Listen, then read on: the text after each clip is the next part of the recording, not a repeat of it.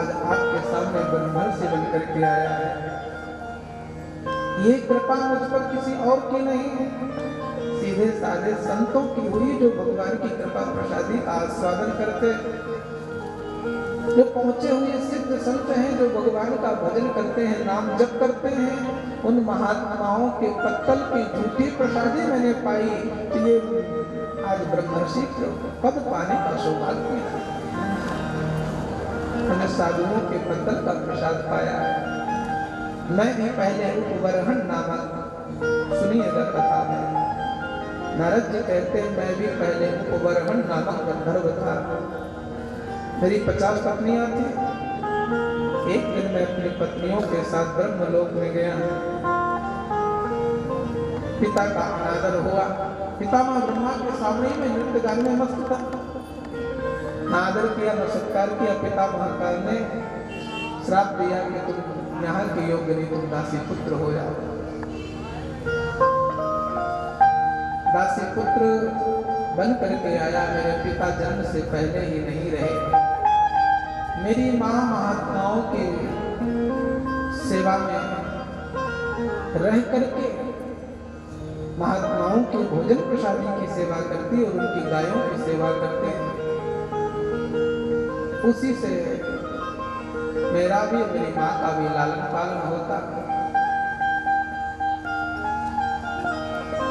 महात्माओं के तुलसी पत्र, बिल पत्र, दुर्वा घास लाकर की सेवा मैं भी करने लगा। मैं भी इस योग्य हो गया कि तुलसी पत्र। तो महात्माओं ने भी बड़े प्रेम से मुझे रामदास कह करके बुलाने लगे। महात्माओं से मेरा लगाव हो गया, प्रेम हो गया। समय आया महात्मा उस स्थान से अपने निज स्थान के लिए प्रस्थान करने के लिए कहा। मैंने कहा मैं भी आपके साथ रहना चाहता हूँ। महात्माओं ने कहा अपनी माँ की सेवा करो, यही तुम्हारा धर्म है। मैंने कहा गुरुदेव माँ की सेवा तो धर्म है, लेकिन मैं आपसे प्रेम हो गया, आपके बिना भी नहीं रहता हूँ, मुझे आप अपना शिष्य बना लो। महात्माओं ने कहा ठीक है, बनाया शिष्य, ले चलेंगे अपने साथ। मेरा मन बहलाने के लिए महात्माओं ने कह दिया। लेकिन जब पता चला मेरी माँ को कि मेरा बेटा तो महात्मा हो जाएगा, पति भी है नहीं है, बेटा भी महात्मा हो गया, जीवन किसके सहारे रहेगा? क्योंकि एक स्त्री का ही जीवन है। जब वो कन्या रूप में तो पिता के संरक्षण में, थोड़े भाई बंधु बड़े हो गए तो भाइयों के संरक्षण में, विवाह हुआ तो पति के संरक्षण में, और जितना अधिकार पति का शासन था, जब अवस्था बड़ी हुई तो पति का शासन कम हुआ तो पुत्रों का ही शासन चलने लगा। माँ यहाँ नहीं जाओ, वहाँ नहीं जाओ। अब ये बेटा नहीं रहेगा संग में। माँ ने एक दिन बेटे से कहा बेटा मैं आजकल देख रही हूँ तेरा कुछ ज्यादा ही महात्माओं के पक्ष में हो रहा है। तुझे माँ की कसम है तुझे छोड़ के कहीं जाए। नारद जी ने कहा चलो माँ की भी ममता का ध्यान रखना पड़े। पर सदा ये विचार रहता था कि यदि माँ मेरी नहीं होती मेरा तो मुझे महात्माओं का संग मिल जाता, मुझे भगवान के अति शीघ्र प्राप्ति हो जाती। खैर महात्माओं ने कृपा की, आपको चातुर्व्यूह मंत्र प्रदान किया। एक दिन संयोग की बात है, माँ सायंकाल का समय हो रहा था। माँ महात्माओं की गायों का दोहन करने के लिए जा रही थी। उस गौशाला में गायों के लिए चारे का गट्ठा बना रखा। चारे के गट्ठे के सहारे ही एक सर्प बैठा काला। नारद जी की माता का पद स्पर्श हुआ। स्वाभाविक सा उस भुजंग ने दंश किया। माँ की मृत्यु हुई। समाचार नारद जी को मिला। भागे भागे आए, देखे माँ की स्थिति को देखकर नारद जी विवल हो गए। झरझर आंखों से गंगा यमुना प्रवाहित हो गई। आपको लगा कि पिताजी को तो देखा नहीं, आज माँ का भी छाया का कृपा का हाथ मेरे शीश से उठ गया। लेकिन दूसरे पल महात्मा याद आ गए। स्वाभाविक है, दुख में स्वजन याद आते हैं, लेकिन हम स्वजन उन्हें मानते हैं जिनसे हमारा नाता रिलेशन सांसारिक होता है। फूफा, चाचा, मामा, ताऊ आदि को स्वजन मानते हैं, लेकिन स्वजन कौन होते हैं? स्व आत्मजना स्वजना, जो अपने आत्मा के प्रेमी, शरीर के प्रेमी स्वजन नहीं कहलाते। अच्छा देखिए, जैसे कोई किसी की व्यक्ति से प्रेम करे और कहे कि हमें तुमसे प्रेम है लेकिन तुम्हारे पुत्रों से नहीं, तो यही कहेगा कि तुम्हारा प्रेम जो है ठीक नहीं है, शुद्ध नहीं। जैसे रामचरितमानस के अंदर कई प्रेमी आए, एक प्रेमी आती है जो रघुनंदन राम को चाहती है पर जानकी को नहीं चाहती। सूर्पनखा कहती है जानकी का ब्रेकफास्ट कर जाऊं, आप कहो तो मैं आप मेरे हो जाओ, बस इतना कहो। जानकी को नहीं चाहता, एक जानकी को चाहता तो रघुनंदन राम को नहीं चाहता, रावण जानकी को तो चाहता लेकिन राम को नहीं चाहता। दोनों ही अधूरे हैं। यदि कोई किसी को प्रेम करे, जैसे आपका प्रेम राम जी से है, तो इनके सच्चे स्वजन हम तभी कहलाएंगे जब हमारा भी प्रेम इनकी तरह राम जी से हो जाए, तब हम दोनों स्वजन कहलाएंगे। इनको लगेगा कि आपका भी प्रेम वैसा है जैसा हमारा है, हमसे भी बढ़कर है। यही वास्तविक प्रेम है। हमारा जिससे प्रेम हो, हमारा जो प्रेमी हो, हमारा जो हितैषी हो, उससे आप भी अपना नाता जोड़ ले, हमारे सभी संबंधी आप हो जाएंगे। हमारा संसार का संबंध कोई नहीं।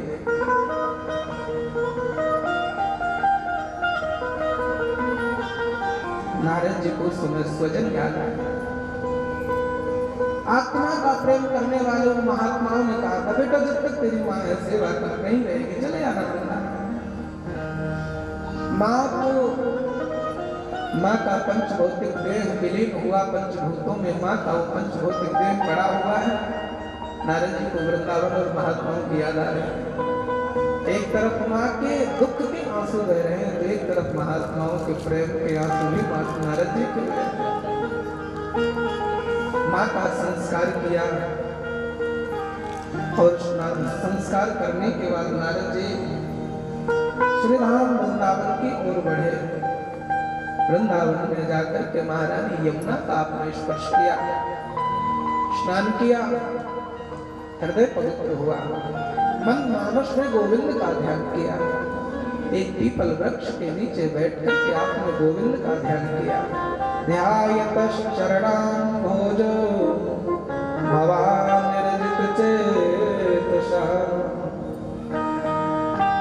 औत्कण्ठ्याश्रुकलाक्षस्य हृदयास्यन्वेषणे हरि। ध्यान लगाते ही बहुत देर तक प्रतीक्षा नहीं करनी पड़ी नारद जी को। हृदया आसीनम हरि, शीघ्र ही भगवान हृदय में अपना आसन ग्रहण कर लिए।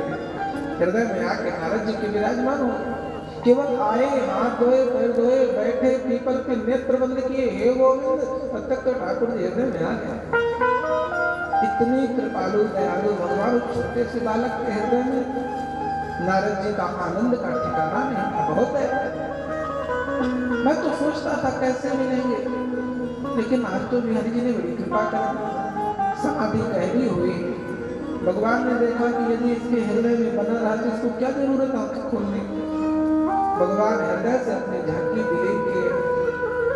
ठाकुर जी का हृदय से जैसे ही विसर्जन हुआ, नारद जी की आंखें खुली चटपटाने। आपने मन से ही प्रश्न किया, बिहारी जी आप आए गए कहाँ? बोले बेटा नारद आए थे तुम्हारा मंगल करने के लिए। आपका हृदय, आपकी सरलता, आपकी उम्र अवस्था देखकर के हम भागे चले आए, रह नहीं पाए। लेकिन आपकी भक्ति का कारण था। आपकी भक्ति में आपकी माँ कारण थी कि माँ नहीं होगी तो भगवान मिल जाएंगे, माँ नहीं रही भगवान भी मिल गए, हम नहीं मिलेंगे। बस इतना ही तो था। माँ नहीं रही, तुम्हारी भक्ति हमारे मिलने में तुम्हारी माँ कारण है। संसार के यदि कोई विषय वस्तु भगवान की भक्ति में कारण होते हैं तो वस्तु तो मिल जाती, लेकिन भगवान नहीं मिलते। नारद जी ने पूछ लिया तो फिर इतनी देरी के लिए काय के लिए आए? इससे अच्छा तो नहीं आते तो ज्यादा अच्छा। अच्छा, ये भी कहना अपने प्रेमी को बड़ा अपराध है कि नहीं आते तो अच्छा, और बुरा भी नहीं मानते। बिहारी जी ने कहा इसलिए आए थे कि तुम बालक हो, दुनिया में दुष्प्रचार करोगे, कोई भगवान नहीं होता, हमने ध्यान करके देखा होते तो आते नहीं। आए इसलिए कि अब तुम किसी से ये नहीं कह पाओगे भगवान नहीं है, आप जगह जगह प्रमाण करोगे मैं छोटी सी उम्र में भगवान को देखा हूँ, इसलिए तुम्हारे हृदय में आया। आकाशवाणी हुई, नारद जी अगले में हमारा तुम्हारा मिलन होगा। सृष्टि का प्रलय हुआ, नारद जी महाराज ब्रह्मा के गोद से प्रकट हुए, 10 पुत्र कहलाए। एक दिन संत नारद जी महाराज भगवान का गुणगान गाते हुए श्री ठाकुर का दर्शन करने की इच्छा से श्री वैकुंठाधिपति भगवान नारायण धाम पहुंच गए।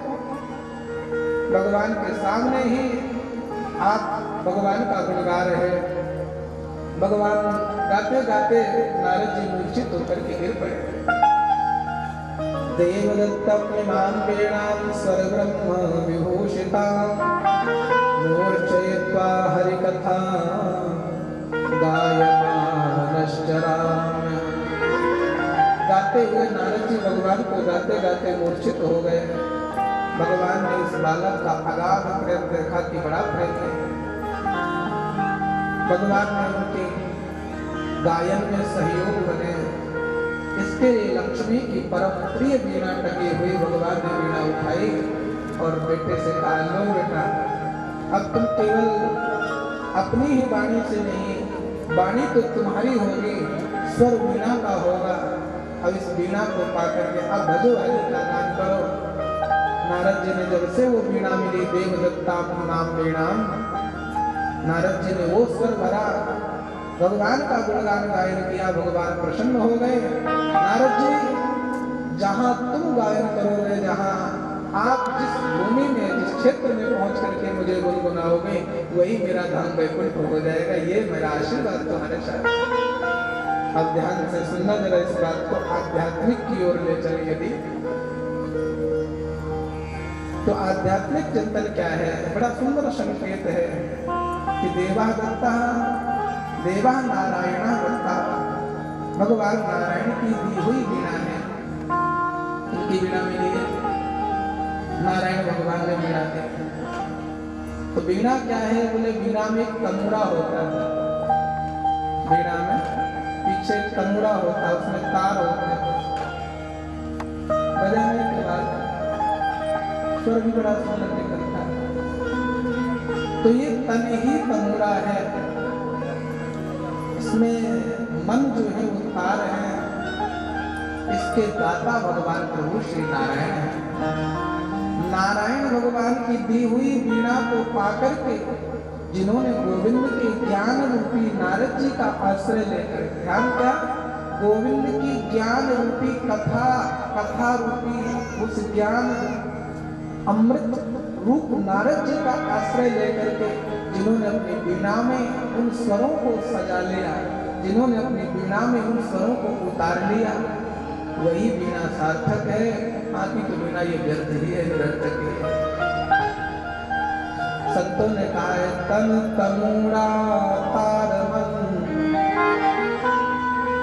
तन तमूरा तार मन, अद्भुत है साज, हरि के कर से बज रहा, हरि की है आवाज। बज भी हरि के कर से ही रहा है। शायद हरि भगवान बजाना छोड़ दे तो फिर संसार के लोग गाना शुरू कर देते, हरि नाम सत्य है जी, राम नाम सत्य है। प्रभु ने छोड़ा, छोड़ते ही एक पल देरी नहीं लगी, तब तक तो लोगों ने बताना शुरू कर दिया कि भाई साहब चले गए, तुमने सत्य को तो पहचाना है। महात्मा संत श्री नारद जी ने संतों की महिमा गाई, और इस दी हुई वीणा की महिमा गाई। वेद व्यास जी को 4 मंत्र प्रदान किए ब्रह्मा जी के द्वारा दिए हुए। उन 4 मंत्रों को पाकर के विचार करते करते श्री वेद व्यास भगवान नारद जी के चले जाने के बाद निर्गते नारदेश तो भगवान बादरायण। शौनकाद ऋषियों ने पूछा, हे महात्मन, नारद जी के निर्गते निकल जाने चले जाने के बाद किम बादरायण, भगवान बादरायण किम करो, क्या किया? तो कहते हैं कि जैसे नारद जी गए तो नारद जी की उन कथा को याद करके वेद व्यास जी व्यथित तो थे ही, और व्यथित मन से आपने सरस्वती का स्पर्श किया, सरस्वती का जल पान किया और आसन लगाया। आसन लगा करके भगवान वैकुंठाधिपति नारायण प्रभु का ध्यान किया।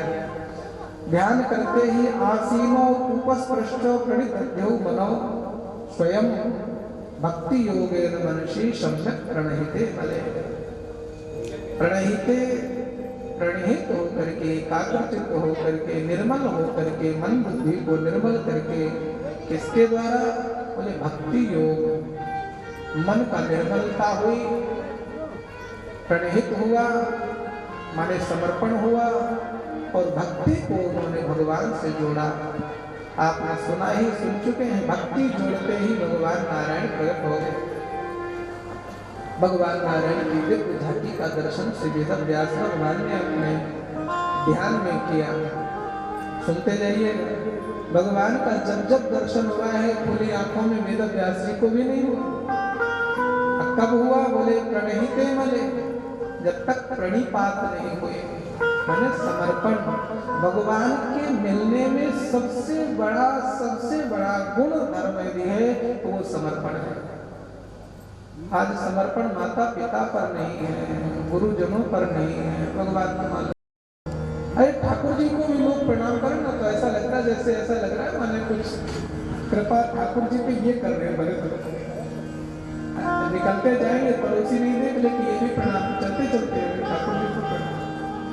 और हम लोगों की तो बात ऐसी हो गई, हमें तो बुरा भी नहीं लगता, हम तो बड़े खुश होते। पंडित जी पाए लागा, ये नहीं पता चलता पंडित जी पाए लागे कि जजमान जी पाए लागे, पंडित जी पाए लागा ठीक है भैया आपको। लेकिन वेद व्यास जी कहते हैं प्रणहिते मले, प्रणहित होने से, प्रणत होने से भगवान श्री कृष्ण गीता जी में कहते हैं प्रणतक क्लेश नाशक। ये सेल्फी तो बादों में है जाए। वृंदावन बिहारी लाल की भगवान की कथा में ये सब रहेगा ना तो लोग कहेंगे कि लोग आप लोग सब सहयोग कर कहाँ थे?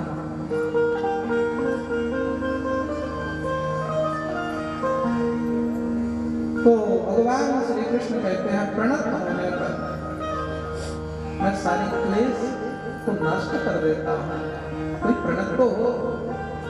वेद व्यास जी जब प्रणत हुए तो भक्ति हृदय में प्रकट हो गई, और भक्ति के प्रकट होने से भक्ति की महिमा वेद व्यास जी भी नहीं गा रहे हैं। जैसे भगवान प्रकट हो गए तो भूल गए कि किसकी वजह से प्रकट हुए। हम लोग वजह भूल जाया करते हैं। अब वेद व्यास जी भी भूल गए कि किसने हमें भगवान से मिलाया। इस बात को जब भूल गए, हम मन में विचार किए, आज जो अपश्चित पुरुषम पूर्वम मायाम चापाश्रया, आज जो मुझे परम पुरुष परमात्मा का मिलन हुआ है नारद जी के कहने से, मैंने भगवान की ओर समर्पण किया, मेरे गोविंद मुझे मिले। आज जो बिहारी के गुणगण मेरे हृदय में आएंगे उसका नाम मैं भागवत रखूंगा, क्योंकि भक्त और भागवत दोनों का स्वरूप एक ही है। तो नारद जी हैं वो भगवान है, भक्त है। भक्त ने कहा भगवान के गुण, उसका नाम है भागवत रखो। जैसे विचार आया भागवत के नाम का, भगवान अंतर ध्यान हो गए, झांकी चली गई हृदय से। वेद व्यास जी पे भी, वेद व्यास जी को इस बात का भी दुख हुआ। जैसे ही मन में थोड़ा सा दुख हुआ, भगवान को तो मंगल करना था, तुरंत भगवान की कृपा से वेद व्यास जी के हृदय में मां भगवती पराम्बा जगदम्बा श्री राधा रानी का प्राकट्य होगा। और जब तक लाडली आए नहीं तो लाल जी भी कुछ करे नहीं।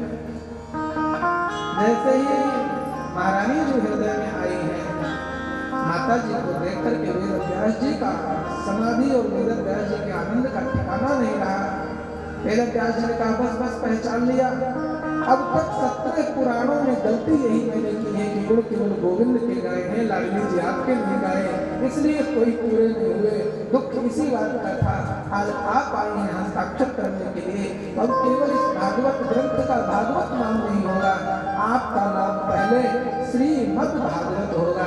जब से ही श्री जी को ग्रहण किया वैसे मन भी प्रसन्न हो गया, हृदय भी बलवान हो गया और बुढ़ापे में भी युवानी आ गई लेखन करने।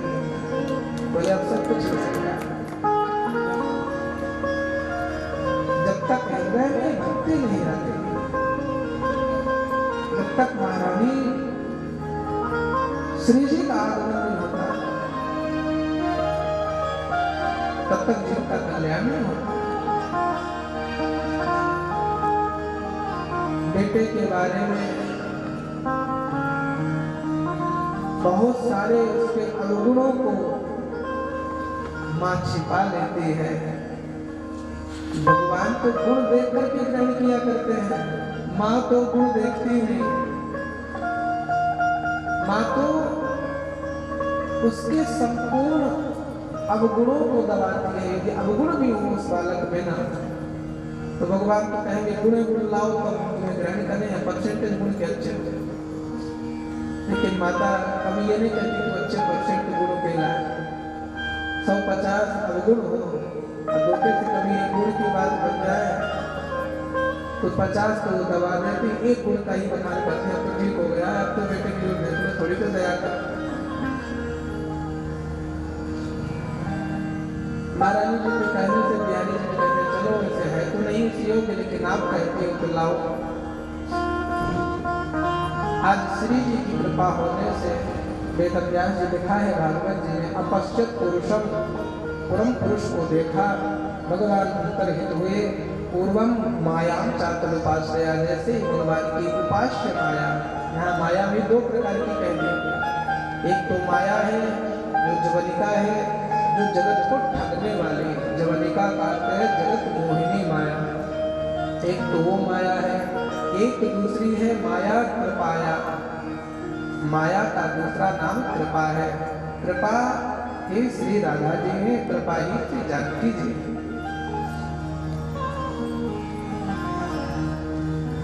आपने इसके बाद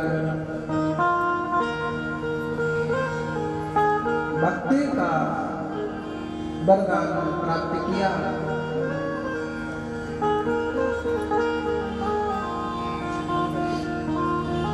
और भक्ति को हृदय में विराजमान करके परमात्मा का दर्शन करते हुए शोक मोह को नष्ट करके आपने एक दिव्य संगीता को हृदय में प्रकट किया। उसी समय भगवान श्री गणेश जी आए। गणेश जी को आवाहन करके आपने गणेश जी को लेखन करने के लिए कहा। गणेश जी आप हमारी सहायता करें। गणेश जी ने कहा ठीक है सहायता करेंगे, सब एक बात की है, जहां आप रुक जाओ वहीं से लिखना छोड़ दें।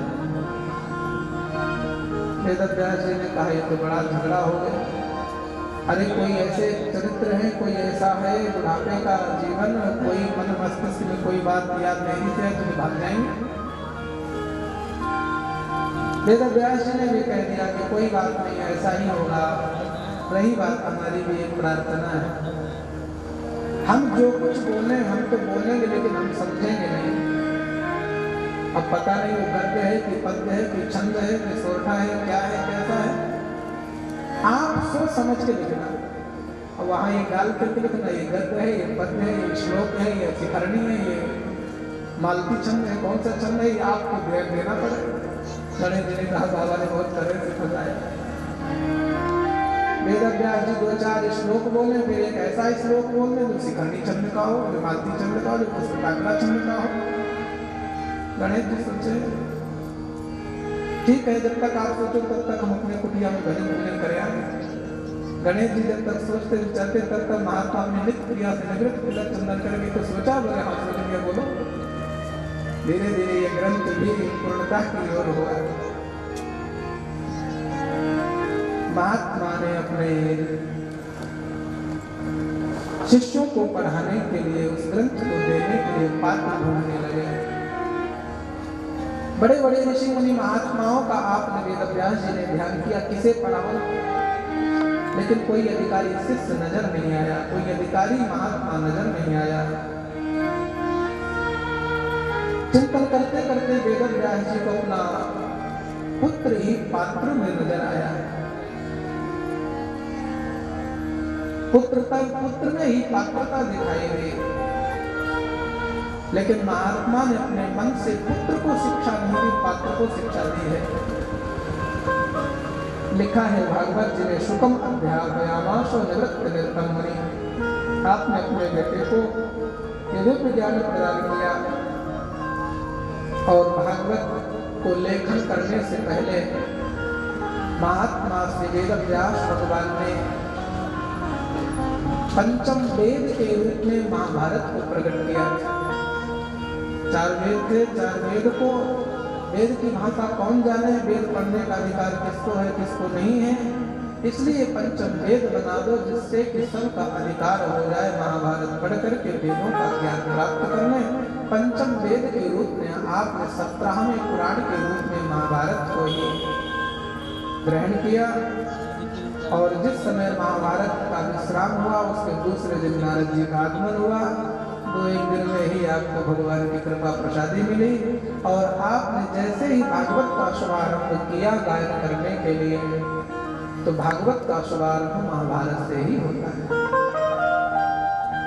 आचार्य कहते हैं, यदा प्रधे पौरव सृंजयाना वीरेश्वतो वीरगतिर्गतेषु। स्मरण आया उस समय का जिस समय रणांगण कौरव पांडवों का ये युद्ध चल रहा था। युद्ध भी अंतिम चरण का चल रहा था। भैया भीम के द्वारा दुर्योधन की गुरु दंड का भेदन कर दिया गया था। दुर्योधन अपनी मृत्यु की प्रतीक्षा कर रहा था। उस समय गुरुपुत्र अश्वत्थामा का आगमन हुआ। अश्वत्थामा का प्रिय कार्य करने के लिए पांडवों के शिविर में जाकर के काकूक न्याय से पांडवों के पुत्र का वध करके पांडवों में से भीम के सदृश भीम के पुत्र का सिर लाकर के दुर्योधन के हाथ में दिया। प्रातः काल हुआ। दासी ने जाकर के बालकों को जगाने की इच्छा से कुटिया में प्रवेश की। देखा तो वहां से रक्त की धारा बहकर के भी सूख चुकी थी। दासी ने कहा अनर्थ हो गया। और उसी समय आकर के महारानी कुंती को भगवान कृष्ण के सामने दासी ने रो रो कर समाचार बताया। महारानी कुंती और द्रौपदी ने ये बालकों के निधन का समाचार मिला, छाती पीट करके माता को रोते देख करके आज भगवान की भी करुणा से आंखों में अश्रु छलक आए। माता शिशुना निर्मम सुताना निशम्न घोर परितप्यमान। माँ को रोते देख करके भगवान भी विकल हो गए। द्रौपदी और माता कुंती ने बालकों का निधन देखा, मृत्यु देखी। उन्होंने केशव से कहा, केशव मुझे बालकों के मरने का भय नहीं है, मुझे उनका शोक नहीं है, दुख नहीं है। भगवान ने मन से ही पूछा तो रो क्यों रही है? बोले रोने का एक ही कारण है, मेरे बालकों के साथ अन्याय हुआ है, अनर्थ हुआ है। बालकों को सोते हुए वध किया गया। यदि ये बालकों को जगा करके इनका वध किया जाता तो मुझे इनके मरने का गम नहीं, कष्ट नहीं होता, क्योंकि ये मरण और जन्मना ये संसार का नियम है, धर्म है, गुण है। ध्यान से सुनिए। कहना क्या चाहती है कुंती जी? ये कहना चाहती है, मैंने अपने बालकों को वो शिक्षा दी थी कि जब ये प्रातः काल जगते थे तो प्रातः काल जगते ही हरे कृष्ण, हे गोविंद, हे नाथ, हे नारायण, हे माधव कहकर के आंखें खोलते। लेकिन बालकों के साथ अपराध ये हो गया कि इनको आंखें खुलने का मौका नहीं दिया गया, सोते हुए बालकों का वध किया। ये भगवान का स्मरण नहीं कर पाए, यदि ये स्मरण कर लेते तो इनका मरण नहीं होता, इनका मरण, इनकी मृत्यु समर गई होती। सच्ची बात यही है। इसी गुण को देख करके ही तो श्री हनुमंत लाल जी महाराज जिद करते हैं, यही सन हट करियो पहचान। क्योंकि विभीषण जी का ये गुण हनुमान जी को बड़ा अच्छा लगा। प्रातः काल हनुमान जी महाराज माँ भगवती की खोज में, भक्ति की खोज में लंका की यात्रा में थे। उस समय प्रातः कालों की मेला चल रही, लंका के अंदर आवाज सुनाई दिया, राम राम। हनुमान जी ने कहा, यहाँ सज्जन का आवाज कैसे संभव हो सकता है? प्रातः काल मेरे प्रभु का इतने मीठेपन से, इतने आनंद में नाम लेना, ये किसी सज्जन का ही काम हो सकता है। ये निश्चित ही साधु की वाणी लगती है। देखो, वैसे कोई नाम ले तो पता चल जाता है कि ये नाम जापक है, वैसे कोई भगवान का प्रेमी नाम ले तो पता चल जाता है ये प्रेमी का नाम है। विभीषण जी के मुख से नाम सुनकर के हनुमान जी दूर से घोषणा कर देते हैं कि साधु के हो न कार्य कहानी। साधु है जो नाम ले रहा है। साधु के नाम लेने में और असाधु के नाम लेने में भी अंतर है।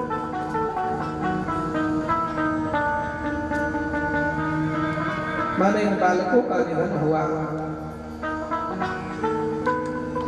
अर्जुन को पता चला, संकल्प लिया है कि द्रौपदी चिंता मत करो, मैं उस दुष्ट को, उस लाल हत्यारे को दंडित करूंगा। पता चला कि इस कार्य को करने वाला गुरुपुत्र द्रोणाचार्य के पुत्र अश्वत्थामा है। उसके पीछे आप धनुष बाण लेकर के रथ पर सवार होकर के दौड़ पड़े, उसका बंधन करके मारने के लिए ब्रह्मास्त्र का प्रयोग किया। अर्जुन भगवान को प्रार्थना करते हैं, नाथ मेरी रक्षा करो, कृष्ण कृष्ण महाबाहो। ऐसा लगता है ये अस्त्र मुझे जला करके क्या त्रिलोकी को नष्ट कर दे। भगवान ने कहा, अर्जुन तुम्हें तो भी अस्त्र चलाना आता, छोड़ो अपना ब्रह्मास्त्र। दोनों ब्रह्मास्त्र टकराए, प्रलय का समय उपस्थित हुआ। अर्जुन को गुरुदेव ने शिक्षा दी थी अस्त्र को चलाने और लौटाने की, लेकिन वो पुत्र को नहीं दी थी। पुत्र को चलाना तो सिखाया था। क्यों? अभी आपने सुना कि महाराज जी वेदव्यास जी ने अपने पुत्र को भागवत पढ़ाया, तो गुरु जी ने अपने पुत्र पर धोखा क्यों किया? बोले वेदव्यास जी ने पुत्र को नहीं पात्र को पढ़ाया था, और गुरु द्रोणाचार्य जी ने ये शिक्षा पुत्र को दी थी, पात्र को नहीं दी थी, क्योंकि पात्रता उसकी लौटाने की नहीं थी, चलाने पर थी। लेकिन जो पुत्र को नहीं दिया वो शिष्य अर्जुन को दे दिया। अर्जुन ने उस दोनों अस्त्र को शांत किया, रस्सी से बांध करके ला करके शिविर में खड़ा कर, शिविरयाम निमीशं तम दामनम बद्धारिकुम्बला, किसी शत्रु की तरह बांध करके रस्सी से सामने लाकर खड़ा किया। प्राह अर्जुन प्रकुपितो भगवान अम्बुजेक्षण। अम्बुजेक्षण भगवान श्री कृष्ण भी वहां पर उपस्थित हैं। उन्होंने भी देखा कि ये अश्वत्थामा, मालूम तो सब कुछ है ठाकुर का, लेकिन जब महारानी द्रौपदी ने देखा कि अश्वत्थामा है तो उनकी आंखों में आंसू चल ही रहे थे। उन्होंने देख करके नेत्र बंद कर। ये आशा गुरु के पुत्र से नहीं थी, क्योंकि गुरु और गुरु के पुत्र में कोई अंतर नहीं होता।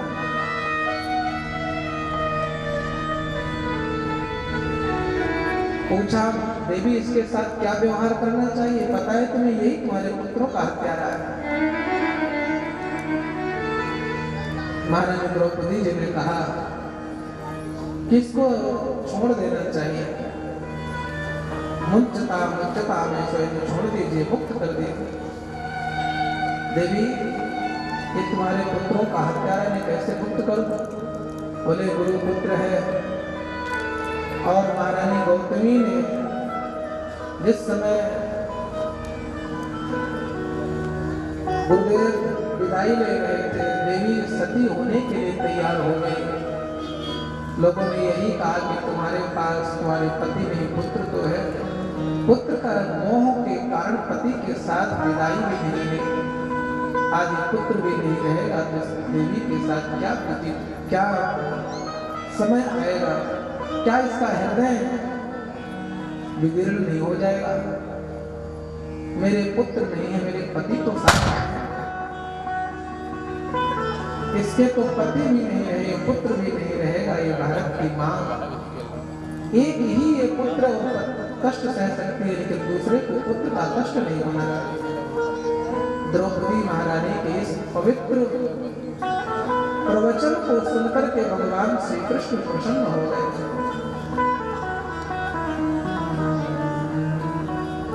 भैया भीम तैयार थे किसका?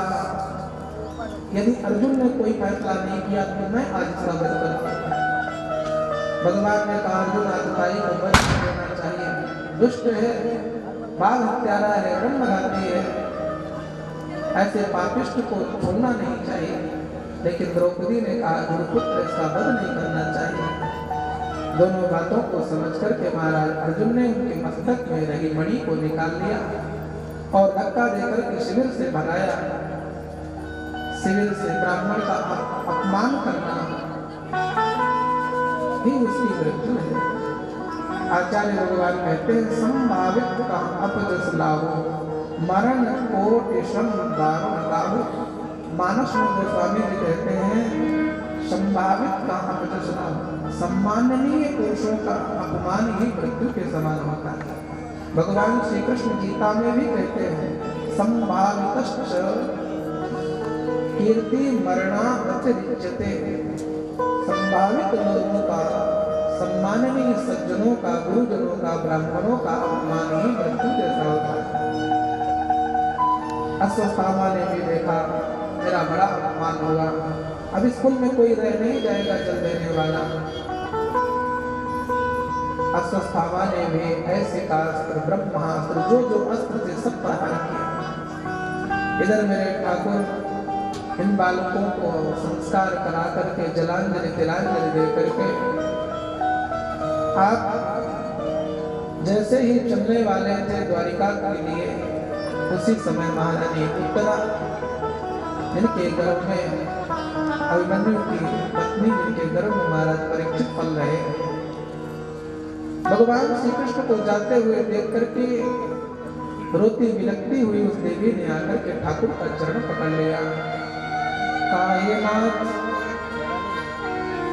हे योगी मेरी रक्षा करो, नान्नम तद्वयं पश्येत् मृत्यु परस्परम। आज मुझे इस पूरे वंश में, परिवार में मृत्यु ही परस्पर दिखाई दे रही है। सब एक दूसरे के जीवन के प्यासे हैं, मेरी रक्षा करो। भगवान उत्तरा के गर्भ में प्रविष्ट होकर के उसके गर्भस्थ बालक की भगवान ने रक्षा की। रक्षा करने के बाद भगवान ने महारानी कुंती से विदाई के लिए हाथ जोड़कर सामने खड़े हुए, देवी अब तो चलना चाहिए। महारानी कुंती ने भगवान से प्रार्थना की, प्रभु आप जाएंगे,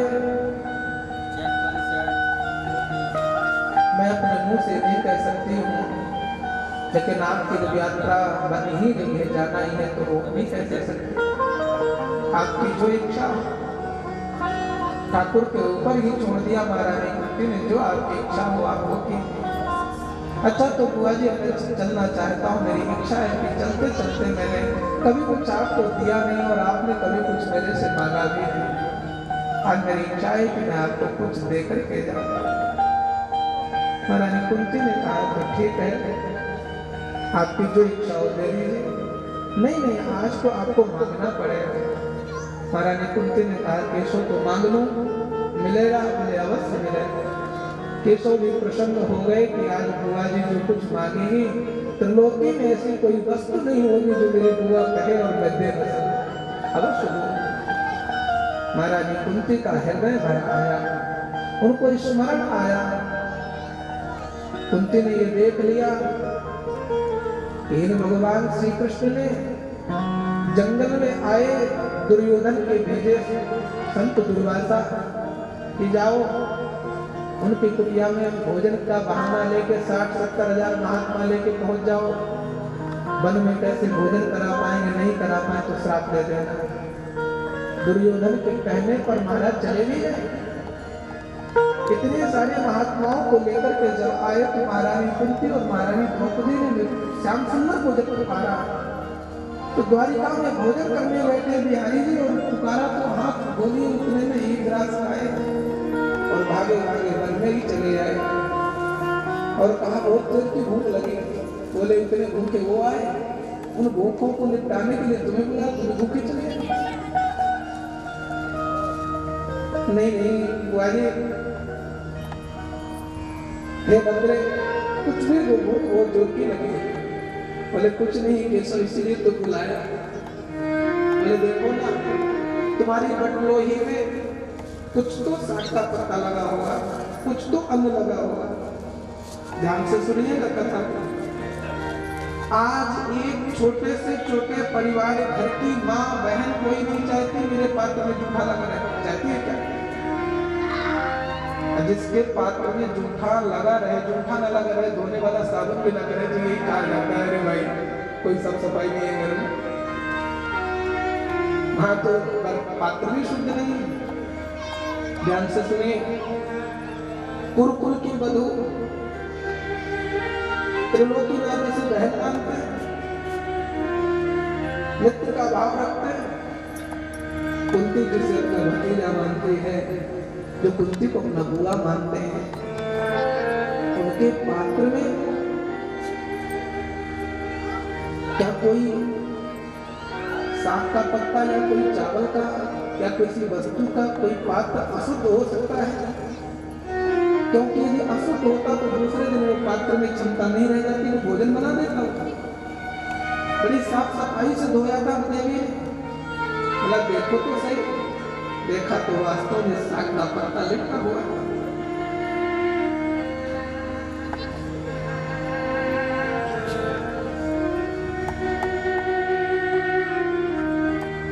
महारानी द्रौपदी तो नहीं समझ पाई, लेकिन कुंती ने देख लिया।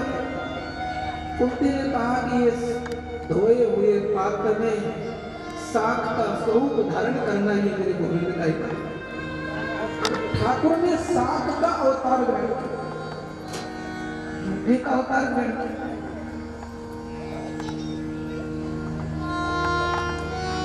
एक दिन जंगल में एक नर पक्षी के अपने बेटे को ही परोस दिया।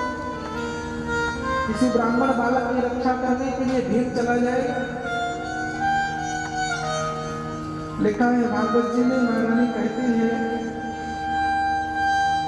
कि हे नाथ, मैंने आपके अन्य लीलाओं का दर्शन किया है।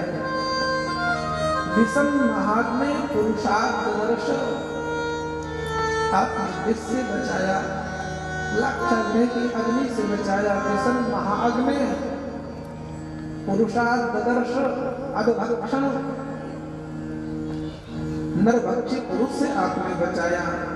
अदत्त सभायाम आपने सभा में जा रही लज्जा को आपने बचाया। वनवास वृक्षता वन में आपने साग का रूप धारण करके आपने हमारा सम्मान बनाया, इज्जत बचाई। आज जब अच्छा समय आया तो आप जाने की बात कहते हैं। ठीक है जाइए, आप जा सकते हैं, हम स्वतंत्र हैं, लेकिन आपने बात कही है देने की तो बुआ भी कम नहीं पड़ेगी। क्योंकि मैंने देख लिया कि हे नाथ, आप ही ऐसे हैं। नमस्ते पुरुषम स्वात्मन ईश्वरः प्रकटे परः अलक्षम शरद भूतानां अंतर्बहिर्वस्थितम्। मैंने आपको इसी रूप में नहीं देखा, मैंने आपको इसी रूप में नहीं देखा है।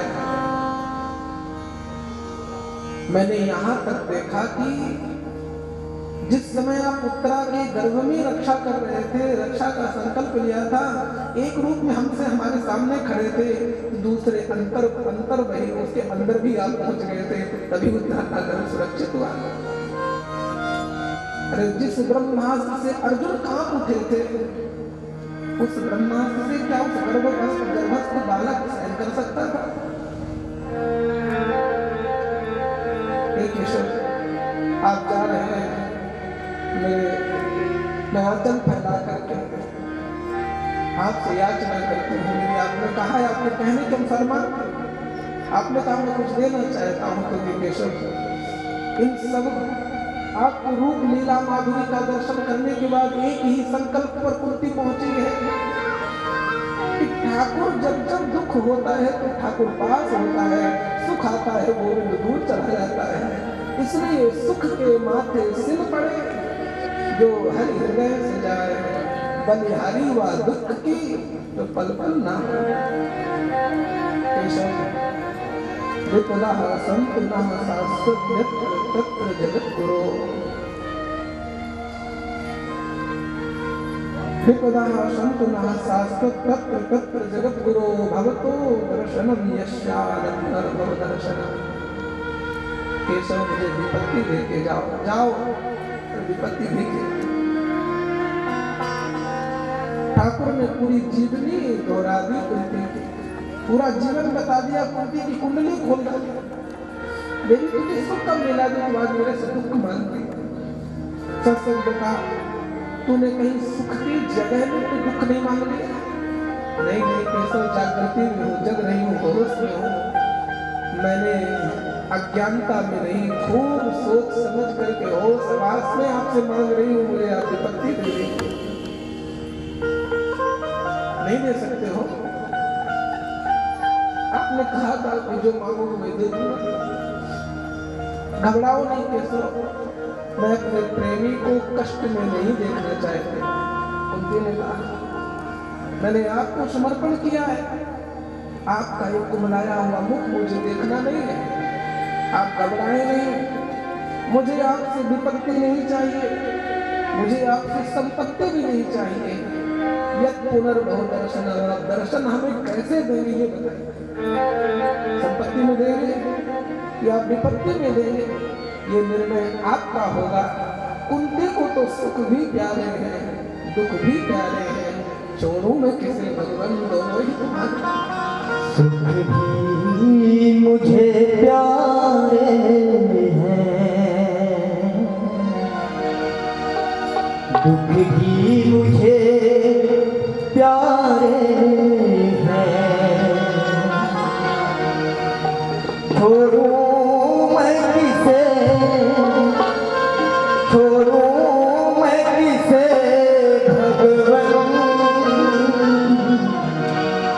दोनों ही तुम्हारे। सुख भी मुझे प्यारे हैं, दुख भी मुझे प्यारे हैं, छोड़ो किसे भगवान, दोनों ही तुम्हारे, दोनों ही तुम्हारे।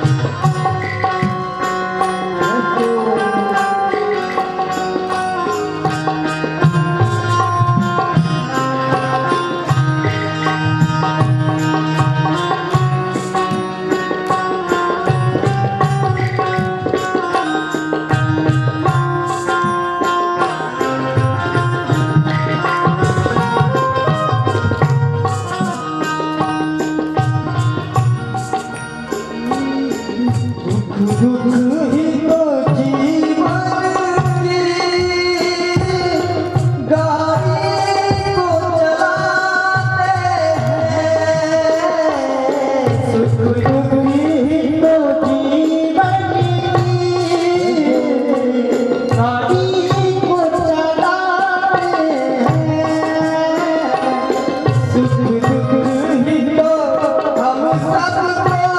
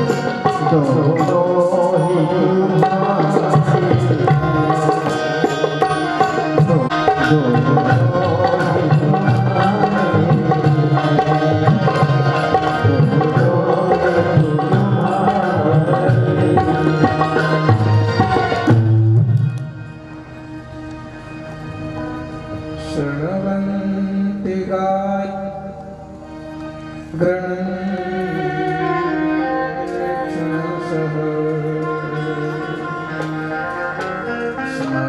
स्मरन्ति नन्दन्ति तवेदं जनाः तयेव पश्यन्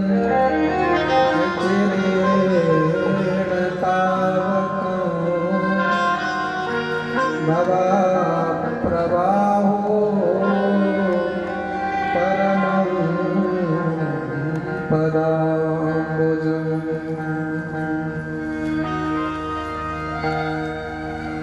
हे मेरे गोविंद, जब बात ये हो गई कि न सुख चाहिए न दुख चाहिए, आपका दर्शन चाहिए, भगवान ने यो मस्तु कहा और भगवान प्रणाम करके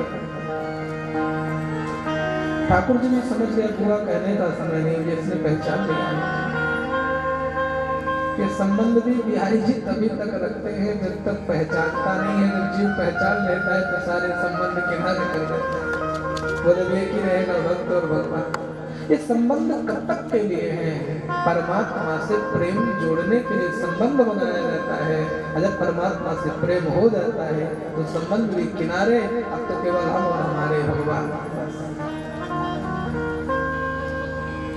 आज महारानी कुंती ने कहा, केशव कुछ कहना चाहता है, कहो जो इच्छा हो आपकी। अब मैं आपको सुनना चाहता हूं। आप जाएंगे, आपके जाते ही मेरे कान आपके साथ चले जाएंगे। क्या मांग है महाराज? मेरे कान आपके साथ चले जाएं। क्यों? यदि मान लिए रहेंगे तो बहुत सारी चीज सुननी पड़ेगी। यदि नहीं भी आप दया करें मेरे ऊपर तो अब सुने तो आपके गुणगण ही सुने। कहते हैं श्रवन्ति, सुनो तो केवल आप, गुनगुनाऊं, गाऊं, गणन करूं, मनन करूं तो सिवा आपके नाम। श्रवन्ति गायन्ति गृह्णन्ति वीक्षणसाः।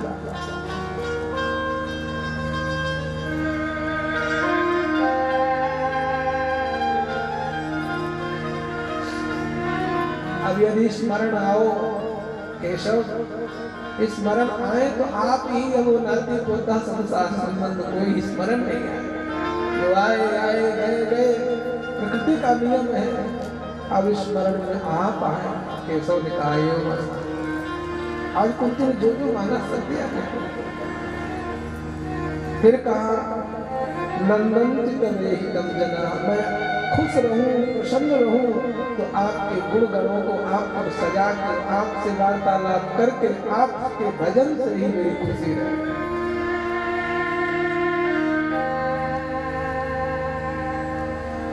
जैसा कि मेरा इस संसार से प्रेम था, वो सारा सब कुछ मुड़ करके आपके पदाम्बुज, आपके चरण कमलों में हो जाए। देखो महाराज मनु ने तप किया, भगवान प्रसन्न हुए तो आपने यही वर मांगा, चाहूं तुम्हें समान शुद्ध। भगवान बोले ऐसा ही होगा। दूसरा वर मांगा, सुत विषयक तव पद रत हो। मैं, आप मेरा पुत्र बन करके आए, मैं आपको लाड़ करूं, प्रेम करूं, सुख दूं, आप मुझे सुख दें पिता मानकर, मैं आपको सुख दूं पुत्र मानकर। रही बात ध्यान मेरा सदा आपके चरणों में बना है। कौन ऐसा बाप होगा जो बेटे के चरण पर देख दे? वैसे ही ये वरदान मुझे जगत मूढ़ कहेगा, यद्यप मुझे कोई मूढ़ कहे, लेकिन मेरा प्रेम आपके चरणों में।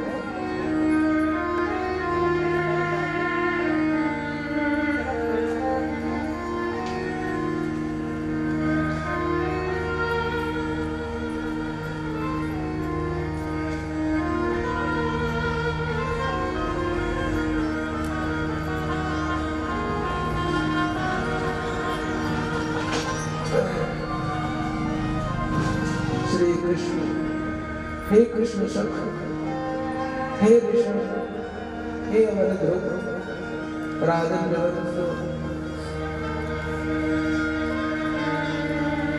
राजवंशों के आतताइयों को जन्मे, राजवंश में राजघरानों में जन्मे दैत्य बुद्धि वालों को पृथ्वी के लिए उद्धार करने वाले भगवान, हे श्री कृष्ण, हे राधा रानी के कृष्ण। फिर कहते हैं हे कृष्ण सख, हे कृष्णा के सखे कृष्ण, हे ऋषभ, हे ऋषभ वंश में श्रेष्ठ भगवान कृष्ण, हे मेरे गोविंद, हे योगेश्वर, हे अखिल गुरु। आज बड़े बड़े विशेषण से भगवान को वंदन किया। मेरे गोविंद ने कहा दुआ जी तो प्रेम के मारे जाने भी नहीं थे। ठाकुर ने प्रणाम किया, वंदन किया, महारानी कुंती ने ठाकुर को वंदन किया।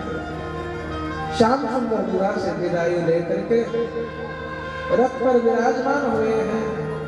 विराजमान होते ही आपको पितामह श्री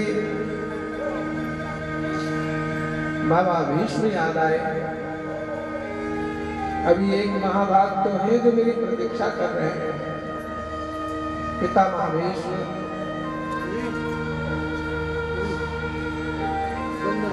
भगवान की प्रतीक्षा कर रहे उत्तरायण में। भगवान पहुंच करके पितामह भीष्म का मंगल किए।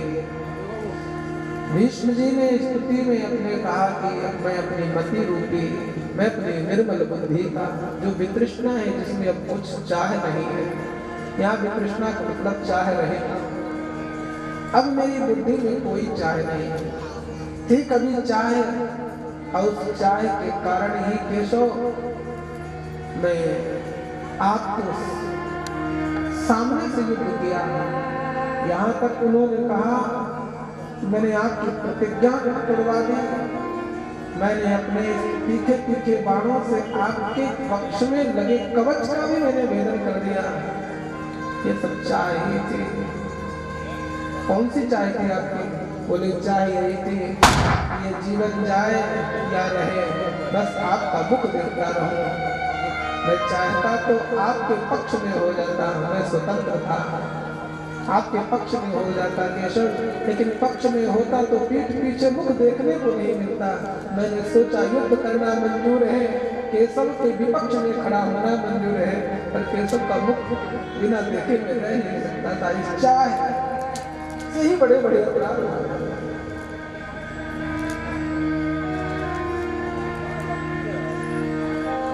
और आज मेरी कोई चाह भी नहीं रही। आज मैंने अपनी तृष्णा रूपी, जिसमें तृष्णा इतनी भरी थी, मैंने नमक खाया था दुष्टों का, दुष्ट बुद्धि वालों का, उससे हुई बुद्धि में विकृति।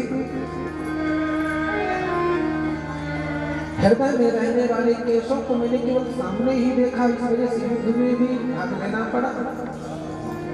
अब मेरी कोई चाह नहीं है, अब मैं केवल एक इच्छा, अंतिम इच्छा है, हे केशव, अब ये बुद्धि आपकी हो जाए, अब ये मन आपका हो जाए, अब ये बुद्धि को दासी बना लो। भगवान ने ये जैसे ही पितामह भीष्म ने अपनी बुद्धि को भगवान को वर्ण किया है। सब कह ममता ताग बडोरी, मम पद मनहि बांध बर डोरी। जैसे ही मन रूपी और बुद्धि रूपी बिटिया को भगवान के चरणों में संबद्ध किया है, वैसे ही दिव्य ज्योति प्रकट हुई और भगवान श्री कृष्ण के हृदय में विलीन हुई। उसी समय सब इधर भर जाते रहे और महाराज युधिष्ठिर जी ने संस्कार किया। भगवान के संग में अर्जुन है, धौम्य है, नारद है, पर्वत है, बड़े बड़े ऋषियों के साथ, वशिष्ठ आदि ऋषियों के साथ भगवान द्वारिका में प्रविष्ट हो रहे हैं। द्वारिका में सब जगह मेरे गोविंद का द्वार द्वार पर स्वागत हो रहा है।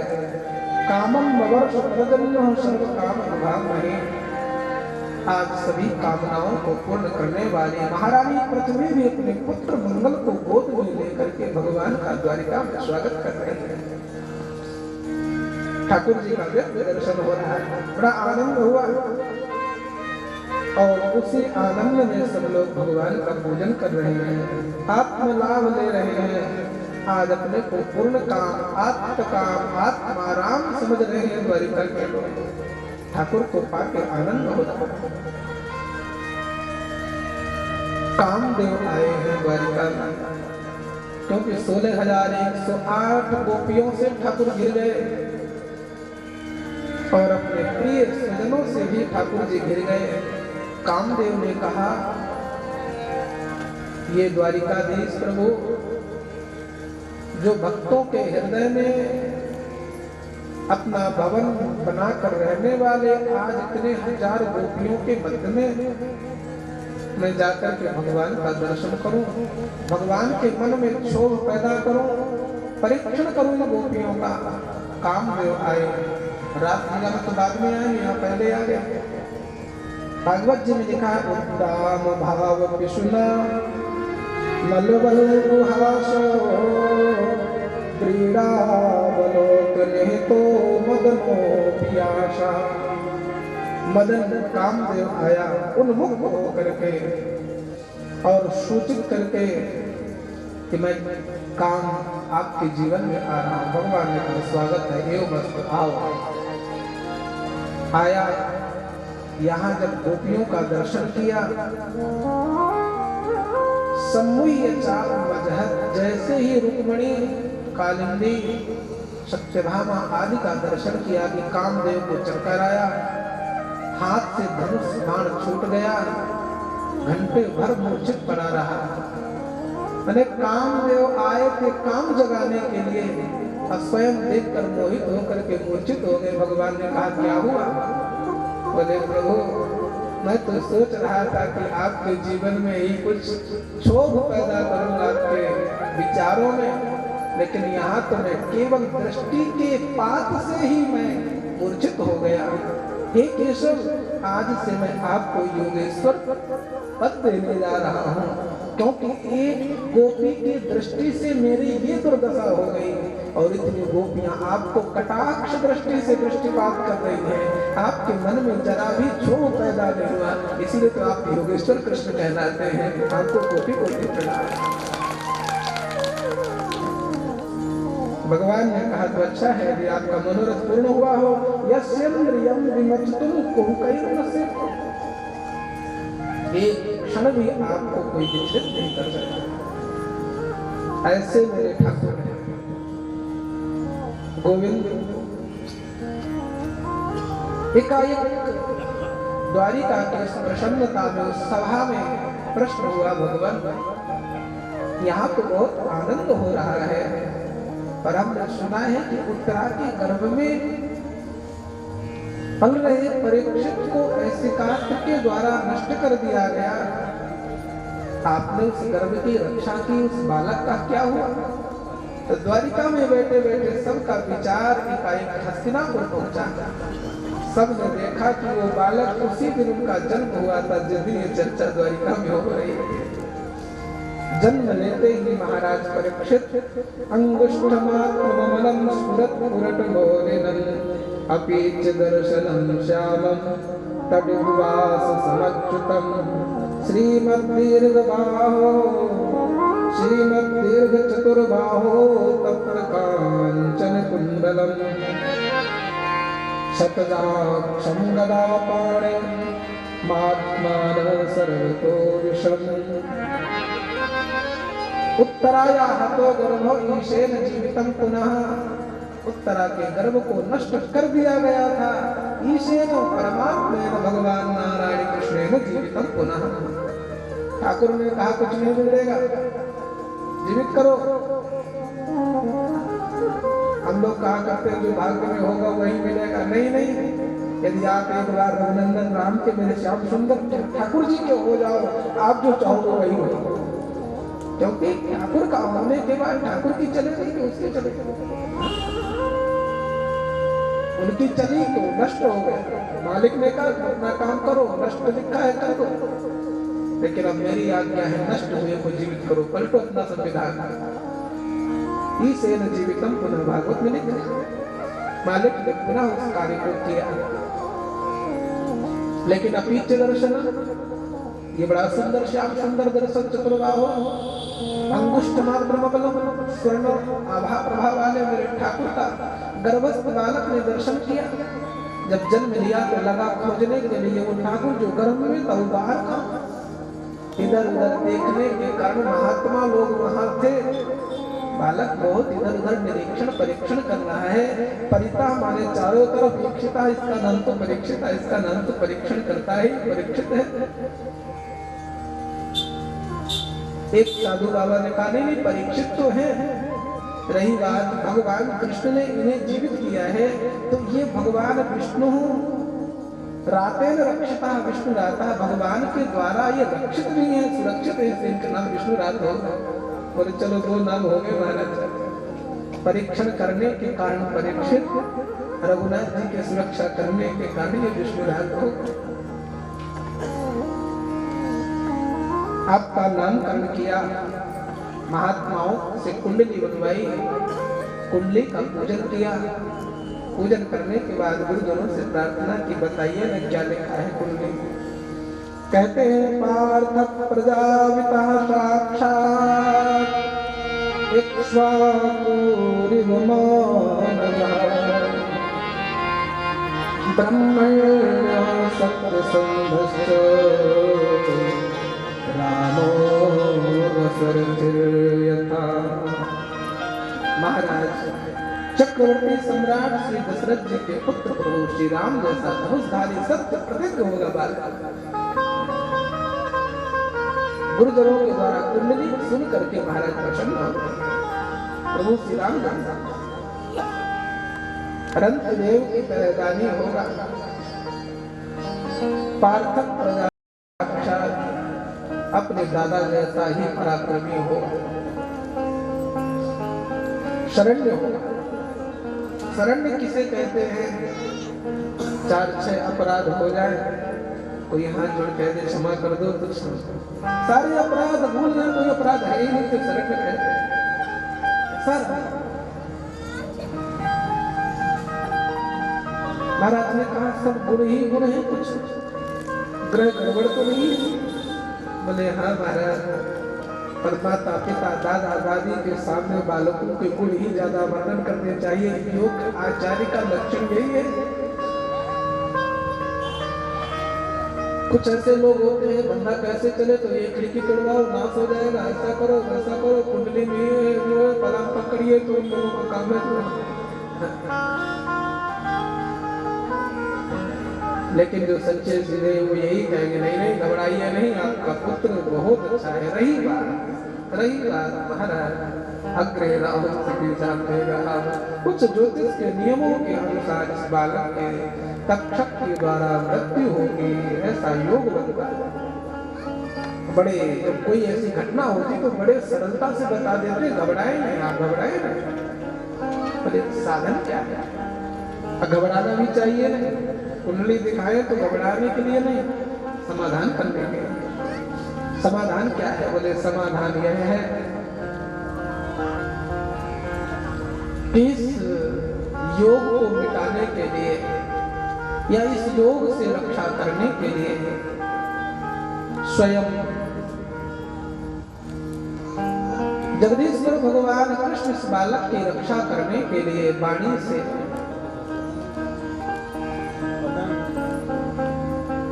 स्वयं श्री ठाकुर जी आएंगे। ऐसा सुन करके महात्मा प्रसन्न हो गए। चलो भगवान आए, समय आया। एक दिन आपने सपन आपके आंखों में दिखाई दिए, मूर्तियों की आंखों में मंदिर में दर्शन करने गए तो मूर्तियों की आंखों से आंसू बह रहे, गायें रवा रही, चिल्ला रही, अपवित्र पशु कुत्ते श्रृगाल खरशुप इत्यादि। ये महात्मा श्री धर्मराज युधिष्ठिर को दाहिनी ओर से परिक्रमा लगा करके अग्नि का दमन करते रुदन करते नजर आए। महात्मा को लगा कहीं छोटा भाई अर्जुन भगवान कृष्ण को पहुंचाने गया, कहीं द्वारिका में कोई अपराध तो नहीं कर दिया। अब सब मुझे क्यों दिखाई दे रहे? उसी समय ये सोच विचार में ही डूबे थे महाराज धर्मराज युधिष्ठिर, तब तक अर्जुन का आगमन द्वारिका से हो जाता है। अर्जुन ने आकर के भगवान महात्मा को प्रणाम किया और महाराज ने पूछा व्यतीता कच्चिन नासस तदाना आयत ततोर्जुन। सोच ही रहे थे, इतने दिन बीत गए, कई महीने बीत गए, अर्जुन आए नहीं। अर्जुन को देख करके थोड़ी सी मन में प्रसन्नता, लेकिन अर्जुन का मुख देखा भ्रष्ट स्त्रियों निरानंद किंगम मैं क्या देख रहा हूँ, तुम्हारा लटका हुआ मुख, तुम्हारे मुख में वो कांति नहीं, कारण क्या है? कहीं तुमने किसी ब्राह्मण बालक का अपराध तो नहीं किया? कहीं तुमने किसी को निमंत्रण देकर उनको भोजन कराए बिना भोजन तो नहीं कर लिया?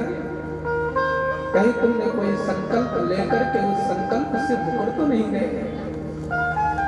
कहीं तुमने उर्वशी जैसे प्रस्ताव रखने वाली देवी का तुमने अनादर तो नहीं किया? अर्जुन कुछ नहीं बोले। तब भगवान ने कहा कि हमारे परम परमात्मा भगवान श्री कृष्ण द्वारिका में सब ठीक तो है ना? अर्जुन घबरा पछाड़ खाकर गिर पड़े और अर्जुन ने कहा वंच तो हम महाराज हरिणा बंधु रूपिणा, जिन्हें हम अपना भाई बंधु सखा मित्र मानते थे वो साक्षात परम परमात्मा भगवान नारायण ठहरे। हम उनके द्वारा ठगे गए, हम उन्हें सारथी मानते थे। देखो भगवान की करुणा देखो, दयालुता देखो कि आप सारथी बने तो कभी ये नहीं कहे कि मैं तेरा भगवान हूँ या मैं तेरा मित्र हूँ या मैं रथ चलाता हूँ तो मैं तेरा सारथी नहीं बना, मैं केवल तेरे कहने से रथ चलाया। जहाँ रथ चलाने वाले सारथी रहते थे उन्हीं के साथ भगवान कृष्ण भी रहते थे। अर्जुन राजधानी में रहते थे और भगवान कृष्ण वहाँ रहते थे। सारथी का जो नियम होता था, घोड़े पहले लगाए उसे जांच पड़ताल कर ले। ठाकुर जी रथ भी देखते थे, घोड़ों की स्थिति भी देखते थे। यहाँ तक की सेवा भी है देखिए।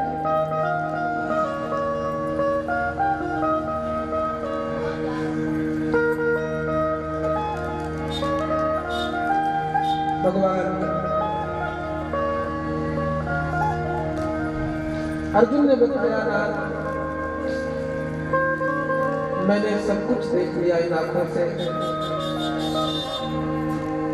जो भगवान साकार वशिष्ठ मुख त्रिलोकी 7 अवतार ग्रहण किया।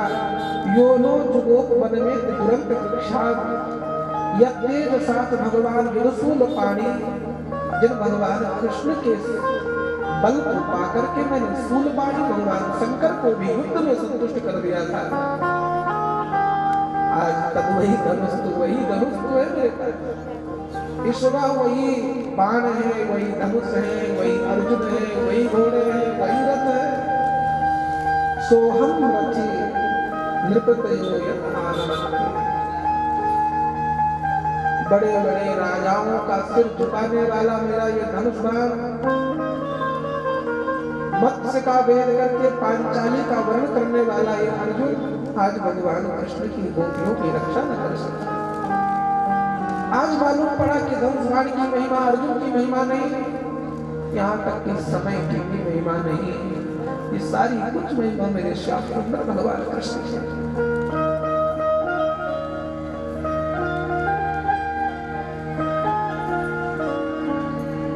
घटना सुनाई अर्जुन ने, इन आंखों के सामने ही सारा यदुवंश का विनाश हो।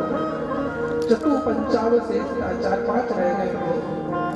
इतना सुनते ही महाराज तुरंत परीक्षित को बुलाते हैं, राजधर्म की शिक्षा थोड़े से शब्दों में देकर के तिलक कर गद्दी में बिठाते हैं। इससे पहले महाराज परीक्षित का अर्जुन के न रहने पर भी विवाह आदि कार्य संपन्न हो चुके।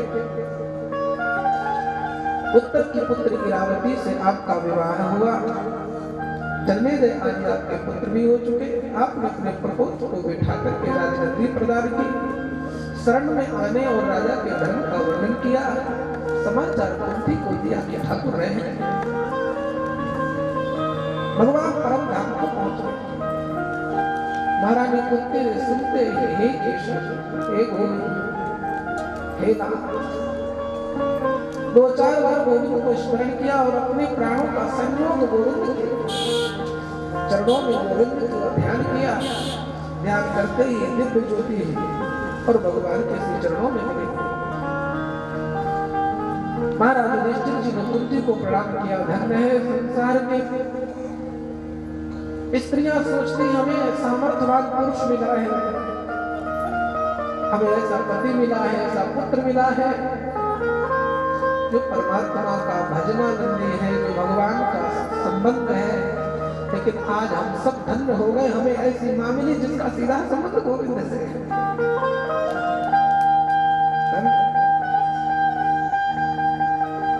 ये महाभारत की देवी है, या तो यहाँ एक देवी ने परमात्मा के साथ संगति करके अपने जीवन का नाम लेकर के विश्राम किया, या तो कल आप सुन रहे थे महाराज दशरथ जी ने भगवान का नाम लेकर के जीवन का विश्राम किया। तिनके के सदस्य महारानी कुंती ने जीवन का त्याग कर दिया। 5 पांडव स्वर्गारोहण बद्रीनाथ भगवान की यात्रा के लिए चले हैं, हिमालय की ओर बढ़े। पीछे पीछे महारानी द्रौपदी है। सबका शरीर धीरे धीरे बर्फीली बर्फ के संयोग, हवा और परिस्थिति समय के अनुसार और वहां पर पहुंचते पहुंचते सबका शरीर भगवत प्रिय हो गया है। महाराज युधिष्ठिर जी ने न किसी ने कुछ कहा, न युधिष्ठिर जी ने पीछे मुड़ के देखा। स्वर्ग के द्वार तक पहुंचे इंद्र ने स्वागत किया। इधर एक दिन महात्मा श्री परीक्षित ने सोचा कि हमारे पिता पितामह की बड़ी कीर्ति थी, बड़े गुणगान गाए जा रहे हैं, घर घर ढोलक मंजीरे से भगवान श्री कृष्ण और पितामह श्री धर्मराज युधिष्ठिर के गुण गाए जा रहे हैं। उनको सुनने की इच्छा से आज महाराज परीक्षित नगर की यात्रा करते हैं, नगर में भ्रमण करते हैं। एक दिन नगर का हाल समाचार लेकर बड़े प्रसन्न महाराज परीक्षित ने सोचा नगर का हाल समाचार तो ठीक है, नगर के बाहर भी चल करके मुझे देखना चाहिए, तो जंगल में निकल गए। वहां जाकर के आपने एक गैया मैया के पीछे चल रहे एक बैल जिसके 3 पैर नहीं है, एक पैर सही है, 3 पैर उसके टूटे हुए हैं। किसी तरह से वो बैल अपने जीवन को चला रहा, घसीट करके चलने वाला उस गैया मैया के सहारे आपस में दोनों वार्तालाप कर रहे हैं। देवी, तुम्हारे आंखों में आंसू क्या मेरे इन 3 पैर के टूट जाने की वजह से तुम रो रही हो? तुम ठीक तो हो ना? दोनों बैल और गाय बात कर रही थी। वो बैल कौन था? साक्षात धर्मराज ही बैल बन करके आए थे और गैया मैया पृथ्वी ही गैया मैया बन करके धर्म और पृथ्वी का संवाद होगा। इस संवाद को महाराज ने दूर से सुना और देखा। उसी समय एक काले वस्त्र पहन करके हाथ में डंडा लेकर के उनके पीछे उन्हें प्रताड़ित करता हुआ कोई एक पुरुष दिखाई दिया। महाराज ने दूर से ही हाथ उठाया और कहा, सावधान,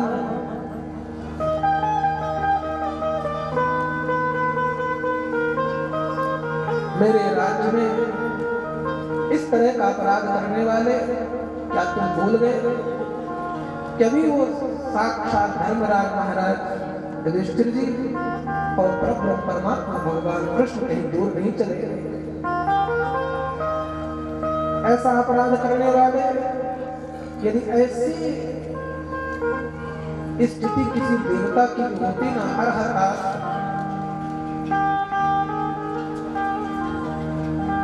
मैंने पूजन करने वाले देवताओं के द्वारा भी अपराध बन जाता तो अब तक मैं उनकी भी पूजा काट देता। कौन होता? महाराज इतनी गंभीर वाणी सुनी, इतना पराक्रम देखा तो दौड़ करके आया, चरणों में गिर पड़ा। महाराज ने कलयुग परिचय बताया। जिस समय धर्मराज यहाँ से गए, सत्य शौच दया ये सारे पैर नष्ट हो गए, केवल एक ही पैर रह गया है दान का। इसीलिए साधु संत कहते हैं आपके जीवन में संपत्ति हो, बढ़े, बहुत कृपा हो, खूब आशीर्वाद बिहारी जी का लगे, खूब बढ़े। रही बात उसका प्रयोग करना सही तरीके से आना चाहिए। समय से समय का, समय से समय का, समय से स्वरूप का, समय से संपत्ति का समय पर ध्यान नहीं दिया गया तो बिना साथ लगता है। संपत्ति मिले तो पहले अपने घर गृहस्थी को खूब अच्छे से चलाओ, और कभी लगे कि अब बैलेंस थोड़ी ठीक ठाक हो गया है तो कभी किसी देवी देवता का आश्रय लेकर के यज्ञ अनुष्ठान घर में धार्मिक कार्यक्रम होते रहने चाहिए। पुराने समय की पुस्तकों में हिंदी की पुस्तक में ऐसा पढ़ा गया, देखा गया, पानी बाढ़े नाव में, घर में बाढ़े दाम, दोनों हाथ उलीचियो यही सयानों का। बड़े अच्छे दोहे पढ़ाए जाते हैं। बात आप घबराइए नहीं, दान के लिए मैं कह रहा हूँ, बात आई है दान की इसलिए कह रहा हूँ, लेकिन दान दक्षिणा की बात नहीं कर रहा हूँ, वो भी समझिए। रही बात आपको कोई बाध्यता किसी को किसी एक पैसे की नहीं हो, हमारे राजा साहब में किसी अहंकार की बात नहीं, सामर्थ्य है इस कार्य को अच्छे से पूर्ण होगा, बिहारी जी करेंगे। आपका सहयोग श्रवण का सबका चाहिए, श्रवण का दान चाहिए, सुनने का दान चाहिए।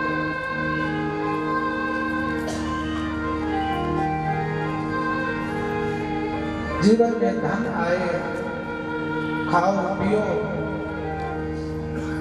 घर गृहस्थी का लालन पालन करो, खाओ पियो तो अंग लगेगा, खाओ पियो तो अंग लगेगा, कथा कराओ, कथा सुनो, दान करो तो संग चलेगा, उसका गुण बदल गया। कथा सुनो, समय भी साथ जाएगा, समय सार्थक हो जाएगा, जीवन से बैठे हो जीवन भी सही हो जाएगा, और समय में जीवन की भी स्थिति बन जाएगी।